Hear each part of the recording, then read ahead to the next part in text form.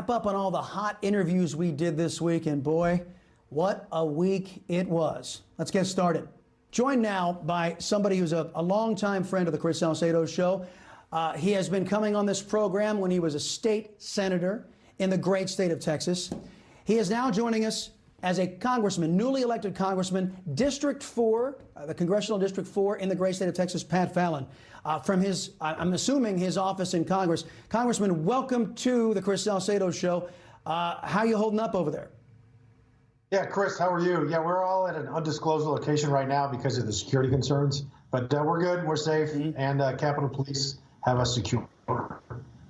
You sent me a message today and a story that you witnessed as some of these individuals were trying to breach into the House chamber. Tell me the story. You know, it was a story of amazing courage. We had these, I'm not going to say protesters, I'm going to say, lawbreakers that were in the Capitol, and they had breached the perimeter, and they were about to come into the House chamber, and the Capitol Police were very concerned about things, and they were evacuating the members. And as I looked over, and it's that center door of the House chamber where the president walks in on a joint session of Congress. And there I see Sheriff Troy Nehls, a Republican member in my freshman class from Texas, and Tony Gonzalez, a Republican member from Texas, and Ronnie Jackson, Admiral Ronnie Jackson, also from Texas, standing their ground. And then I believe it's another fellow I just met, John Wayne Mullins, another Republican member, augmenting the Capitol Police, not knowing what's on the other side of that door. And there's pounding and banging. And then we went ahead and grabbed, so I stood my ground with them and felt so proud of what they were doing. And then we broke off furniture to defend the U.S. House of Representatives against all comers. Because this is our house, not just the members, it's our constituents as well. It's Americans. It's our house. And this is, I guess this hasn't happened since the British came. I mean, this is absurd. And so then we were moving a big piece of furniture, and then I'm fairly certain that shots were pinging through into the chamber, and or they were well-placed rocks or something. They were projectiles of some sort, and that's when things really heated up. And I was just so proud of what Tony Jackson and Ronnie Jackson, Tony Gonzalez, and Troy Nehls did. They didn't hesitate while other members were being evacuated to defend and help the Capitol Police. By the way, Chris, they asked for help because they just didn't have enough bodies there to defend the chamber.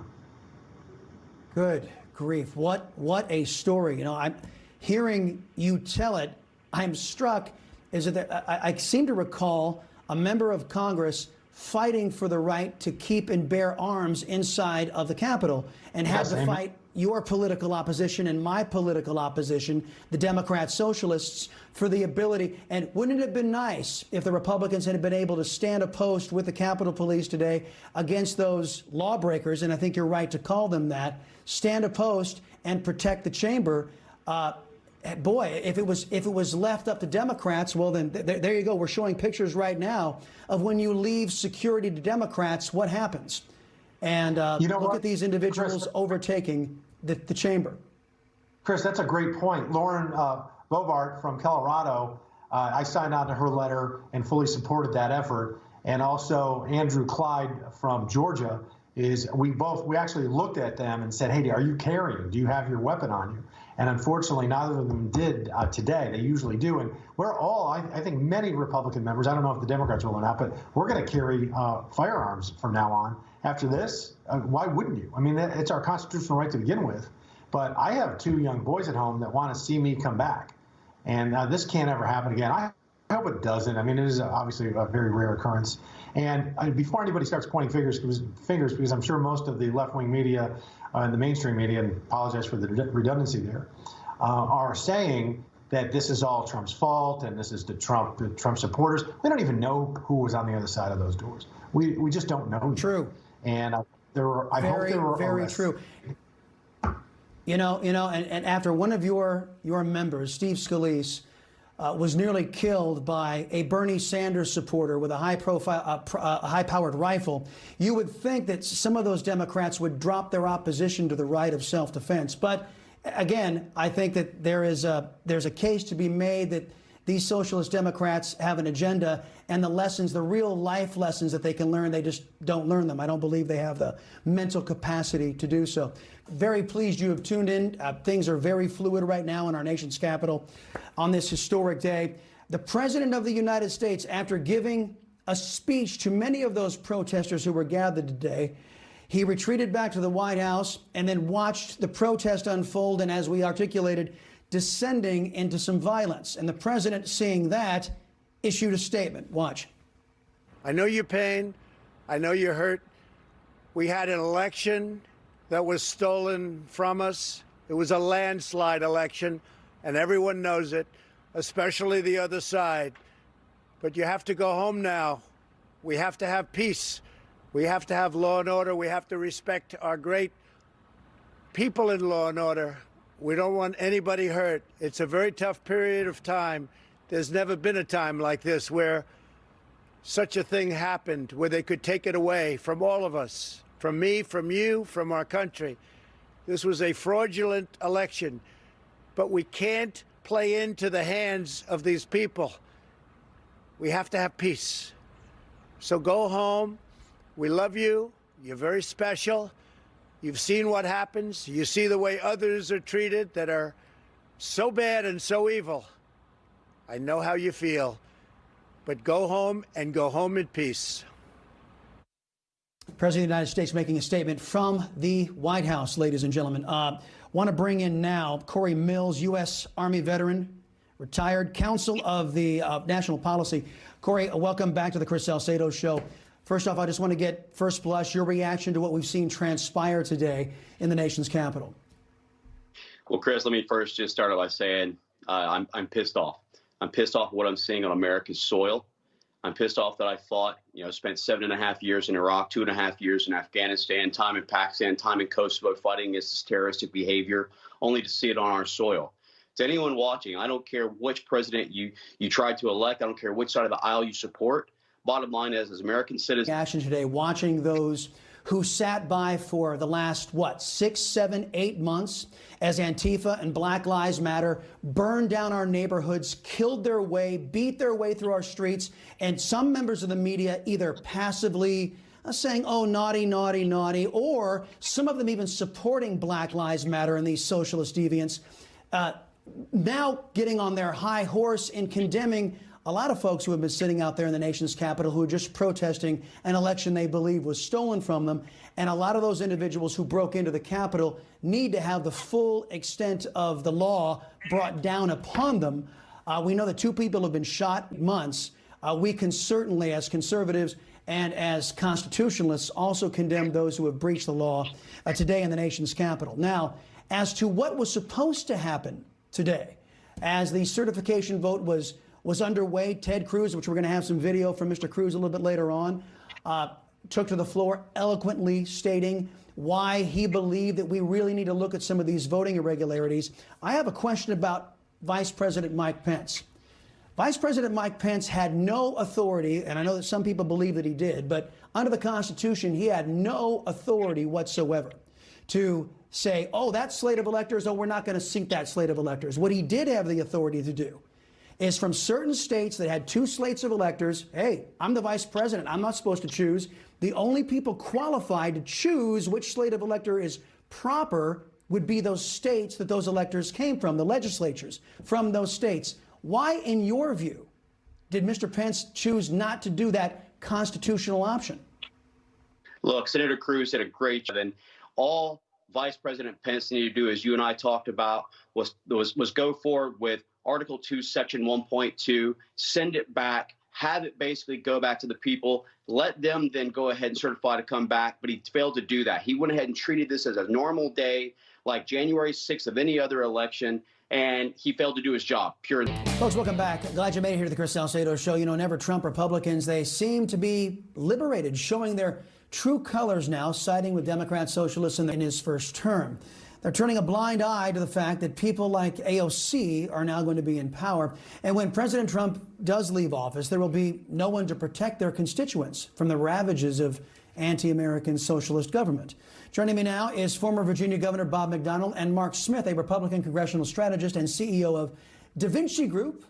Gentlemen, welcome. Governor, I understand the optics of yesterday. By my read, most Republican lawmakers, the excuse that they needed to welcome in Joe Biden with open arms. How do you read this? Different read. You know, being a Virginian where 4 of the first 5 presidents came from and put in place this American tradition of the peaceful transition of power, these events that I saw unfold, Chris, just sort of broke my heart. You know, it was the first time in 230 years we've had what threatened to be a disorderly transition of power. And, you know, we're the greatest democracy in the world. We've been that way for 200 years. We're the shining city on the hill. And to see, you know, whether there's anarchists on the right and left, I don't care if they're Democrat, Republican, black, white, brown, when you break in the Capitol and disrupt, and we've had riots on the street for 6 months, and those are equally to be condemned. It's just too bad some people didn't do it when that was happening. Exactly. Condemnation of violence needs to be universal. But Mark, let me expand on that question with you, because it seems that all of the objections that many of these Republican lawmakers, it really wasn't in their heart of hearts. The first opportunity with the unfortunate events of yesterday that they got to abandon accountability and to address these voting irregularities, they just bailed and said, never mind, we're not going to object, as if the events yesterday were tied at all to the discrepancies in the election. It seems to me they were just looking for an excuse to get out. What do you think? Well, I have to agree with the governor. And Governor, it's good to hear your voice again. The events yesterday were despicable and reprehensible. I think all of us can understand that, and most of us agree with that. I think that with any member of an elected body, whether it's a governor, it's president, vice president, or the legislature. Now, in this host's opinion, we have the socialists taking over all branches of the federal government. So, Governor, I want you to just work with this scenario with me and tell me, how does a Republican Party move forward after you've saw Nancy Pelosi? She all but eliminated the rights of the minority, 49% of the country. Their voices will not be heard in the United States House of Representatives. You've got Chuck Schumer in the so-called higher chamber.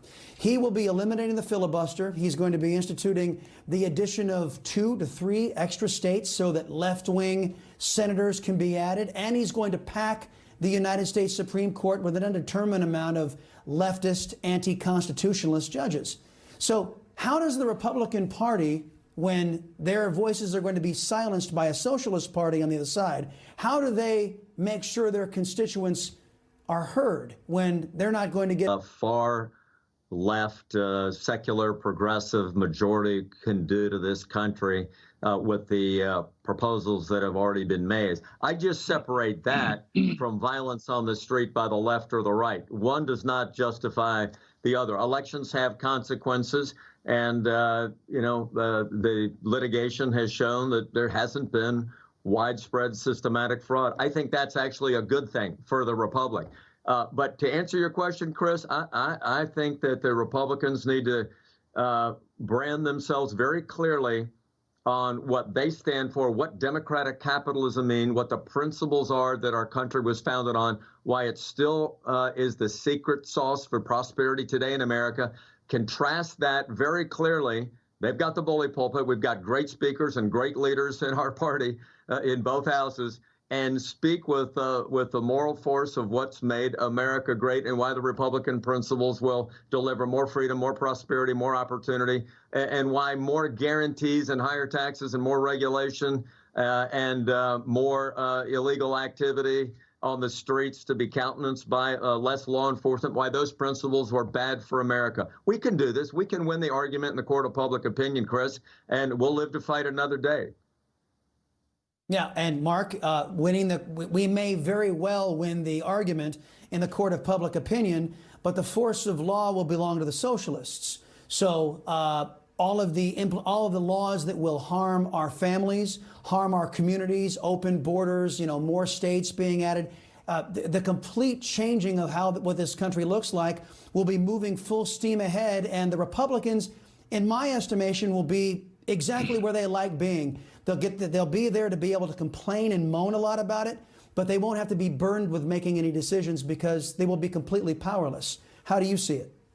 Well, I disagree completely with the design of the new rules package for the 117th Congress. I think the minority has to have a voice, and I believe under the leadership of Kevin McCarthy, we will continue to have that. But I will also remind everyone that when my friends on the other side, in the extreme, and I want to emphasize that when folks in the extreme on the other side of the aisle start out a presidency with #resist, #NotMyPresident for 4 years, that is obvious that they did not want to work with this president from day one. And we watched most of last year, beginning in the spring, of cities, towns, and businesses lit on fire and occupied by forces that are on the extreme left. And some of my friends, unfortunately, on the Democrat side, did a hear no evil, speak no evil, see no evil while all that activity was going on. And what in the world did they expect after 4 years of that, which does not in any way excuse yesterday's behavior?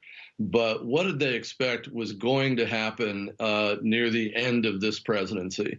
With 74 million new patriots voters, however you want to categorize them, in the Trump GOP, they are not going away. But we need to be able to work with them as well as work in a bipartisan way on legislation that matters to this country, because divisive politics we saw is destructive, and yesterday was a good example of that. Well, yeah, you're absolutely right. You're right. They're not going away. They all have targets on their backs now, courtesy of socialists who will be running our government.